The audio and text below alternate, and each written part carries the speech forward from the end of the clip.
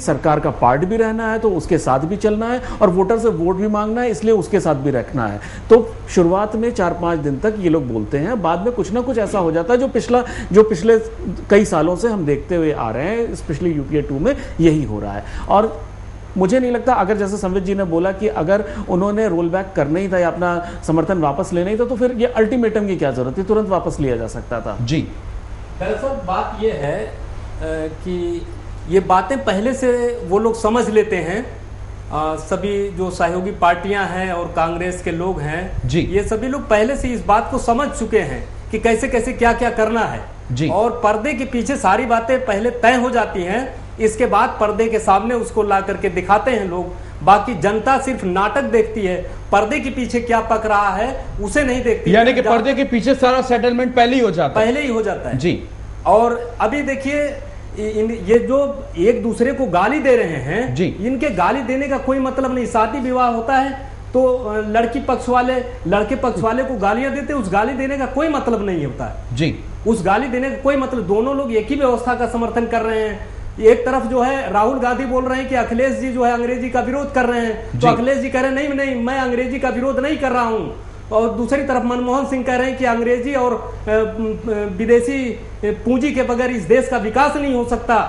तो सभी तो एक ही चीज का समर्थन कर रहे हैं। और जब विदेशी पूंजी और विदेशी भाषा के बगैर विकास नहीं हो सकता तो फिर सवाल ये उठता है कि अंग्रेजों को इस देश से भगाया क्यों गया। जी संबित जी, मैं आपके पास आना चाहूंगा, क्या कुछ लगता है पर्दे के पीछे ही पहले से एक मैच फिक्स हो जाता है क्या? स्वाभाविक है, जैसा मैंने कहा था, ये बहुत बड़ा षड्यंत्र है जिसमें एम फैक्टर अर्थात मनी फैक्टर भी बहुत एक इम्पॉर्टेंट अहम भूमिका निभाता है। सीबीआई के जो डंडे पड़े हुए हैं सर के ऊपर वे भी बहुत महत्वपूर्ण। ये सवाल मैंने आपसे इसलिए पूछा क्योंकि इसमें आपकी पार्टी का भी नाम आता है। नहीं देखिए, हम तो खुले तौर से एफडीआई के खिलाफ, रिटेल सेक्टर में एफडीआई के खिलाफ पहले भी हमारे आवाज बुलंद करने पर ही इसको स्थगित किया गया था, और आज भी भारतीय जनता पार्टी पुरजोर तरीके से रिटेल सेक्टर में एफडीआई का विरोध कर रही है, क्योंकि भारतीय जनता पार्टी ये नहीं चाहती है कि किसी भी कीमत पे 5 से 8 करोड़ हिंदुस्तानियों के पेट पर लात पड़े।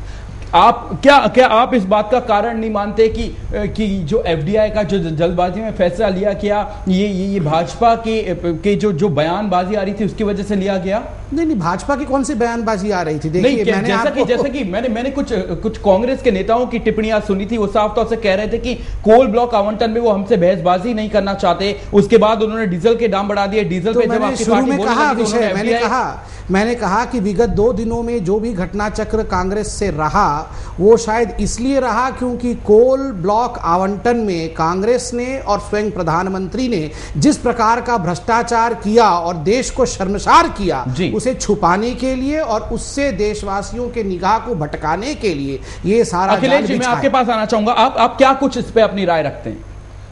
ये सब भाजपा और कांग्रेस की ये फ्रेंडली फाइट है जी। ये बिल्कुल पुरजोर विरोध नहीं करते जी। जो मनमोहन सिंह ने 1990 में जो अंतरराष्ट्रीय पूंजीपति हैं उनको जो इस देश में लाने का काम शुरू किया, भाजपा सरकार ने भी उसको काफी हद तक आगे बढ़ाया है जी। और अगर इस तरीके से जो पूंजीवाद है, जो व्यक्तिवाद है, जो इस देश में कमेरा वर्ग है, अगर उसके लिए काम किया गया होता तो ये हालात यहां तक नहीं आते। बिल्कुल, ये सवाल आपके लिए है संबित जी।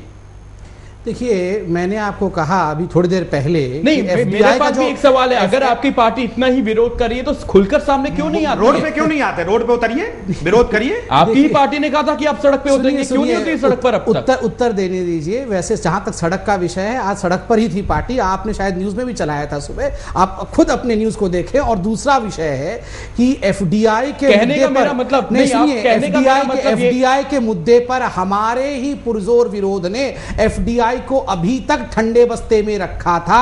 गत 2-2.5 वर्षों से यह मुद्दा उछल रहा था, और आप सब भली प्रकार से जानते हैं कि पिछली बार भी हमने लोकसभा को, राज्यसभा को, संसद को रोका था एफडीआई के मुद्दे पर, और कांग्रेस को बैकट्रैक करना तो कहीं ना कहीं आपकी पार्टी यहां पर फेल होती हुई नजर आ रही है ना। एफडीआई तो आगे आ रही है, हम भी विरोध कर रहे हैं, और एफडीआई तो आ गया, कहां आया? अभी विरोध कर तो मंजूरी मिल गई ना, 51% की विनिवेश की मंजूरी दे दी। भाजपा यही तो कह रही है जनता को कि संपूर्ण बहुमत में जब भाजपा आएगी तब इस पर करेगी। अभी तो हम विरोध कर ही रहे हैं। जब भाजपा सत्ता में आती है तो ये भी उन्हीं मामलों को आगे बढ़ाते हैं जो इस देश में पूंजीवाद को मजबूत करता है। चलिए गुजरात में चले जाइए, वहां पे जितना विदेशी निवेश हो रहा है, जितना पूंजीवादी ताकतों को मजबूत किया जा रहा है, उतना देश के और किसी भाग में नहीं है। जी चलिए, ये बात देखना काफी दिलचस्प। नहीं, एक चीज मैं एक समय की कमी है, आपसे मैं चाहूंगा रजनीश जी संक्षिप्त में आप मुझे बताएं।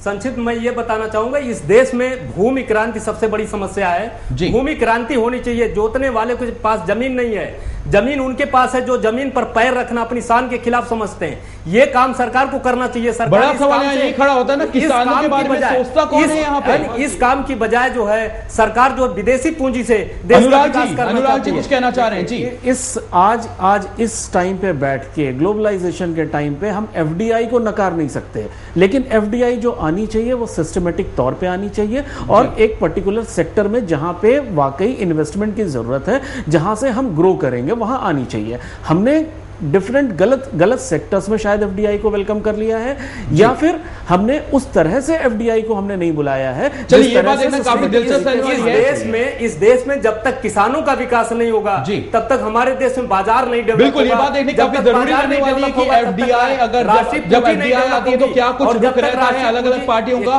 और किसान के बारे में कब कौन सी पार्टी सोचना शुरू करेगी, क्या कुछ समीकरण बनेंगे, एम फैक्टर नुकसानदेह साबित होगा या फिर फायदेमंद साबित होगा, इस पर हम कभी विस्तार से चर्चा करेंगे। आज के इस खास प्राइम टाइम में इतना ही। अखिलेश जी आप हमारे साथ जुड़े, आपका बहुत बहुत शुक्रिया। रजनीश भारती जी आपका बहुत बहुत शुक्रिया। डॉक्टर संबित पात्रा आपका बहुत बहुत शुक्रिया। अनुराग जी बहुत बहुत शुक्रिया। आज के खास प्राइम टाइम में इतना ही। जय हिंद।